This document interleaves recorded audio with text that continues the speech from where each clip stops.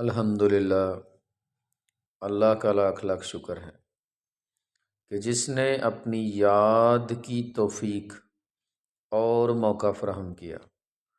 لاکھوں اور کروڑوں درود حضرت محمد مصطفیٰ احمد مجتبیٰ صلی اللہ علیہ وآلہ وسلم کی ذات پر کہ جن کے طفیل مالک الملک نے یہ مہربانی فرمائی۔ آج ہم بات کریں گے کہ سالک جب مراقبہ شروع کرتا ہے تو اس پر کس طرح علوم جو ہیں وہ ظاہر ہوتے ہیں۔ اس سلسلے میں جو پہلا مرحلہ ہے وہ ویڈیو میں نے اپلوڈ کر دی ہے اپنے چینل پہ، سالک مراقبہ اور عالم غنودگی کے ٹائٹل سے۔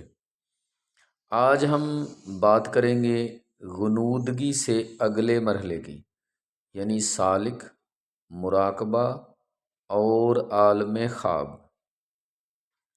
جب کوئی سالک جو ہے وہ راہ سلوک میں مراقبہ شروع کرتا ہے تو اس پر جو پہلا مرحلہ ہے اس کا وہ ہے عالم غنودگی، کہ مراقبے کے دوران سالک پر غنودگی جو ہے وہ طاری ہو جاتی ہے۔ وہ نیند اور بیداری کے درمیان کا مرحلہ ہے۔ اب اگلا مرحلہ جو ہے اس سے وہ ہے عالم خواب۔ غنودگی کے بعد سالک جب ترقی کرتا ہے، اس کی روحانی ترقی ہوتی ہے تو وہ عالم خواب میں چلا جاتا ہے، یعنی خوابوں کا جو عالم ہے اس کا دروازہ جو ہے وہ اس پر کھل جاتا ہے، یا آپ اس طرح کہہ سکتے ہیں کہ مراقبہ جو ہے وہ عالم خواب کا دروازہ ہے۔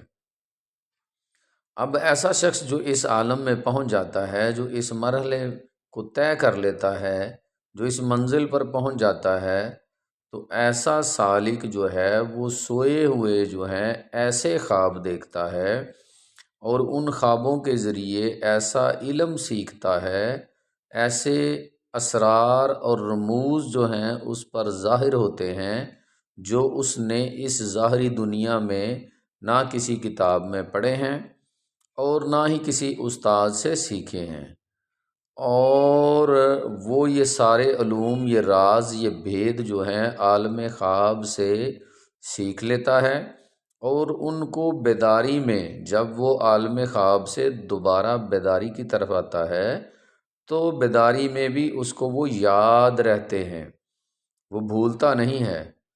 تو گو کہ پہلا مرحلہ مراقبے کا غنودگی ہے اور دوسرا مرحلہ عالم خواب ہے۔ عالم خواب میں ہی سالک کی تربیت شروع ہو جاتی ہے۔ اسی مرحلے پر اس کو اپنے پیر کامل کی زیادہ ضرورت ہوتی ہے کہ پیر جو ہے وہ اس مقام پر پہنچنے کے بعد اپنی روحانی طاقت سے اپنے مرید یعنی سالک کے ذہن کی صفائی کرتا ہے، تاکہ اگر اس میں کوئی کثافت موجود ہے تو اس کو ختم کر کے اس کی جگہ لطافت کو بھر دے، یعنی کثافت کی جگہ جو ہے وہ لطافت لے لے۔ جب تک کثافت دور نہیں ہوگی، لطافت پیدا نہیں ہوگی تو کامیابی جو ہے وہ ممکن نہیں ہے۔ تو اس مقام پر پیر طریقت اور پیر کامل کی ضرورت بہت زیادہ رہتی ہے۔ سالک کو چاہیے کہ ہر لمحہ تصور شیخ جو ہے اس پر قائم رہے، اپنے مرکز پر قائم رہے، مرکز سے نہ ہٹے، تو انشاءاللہ یہ مرحلہ جو ہے بآسانی عبور کر جائے گا۔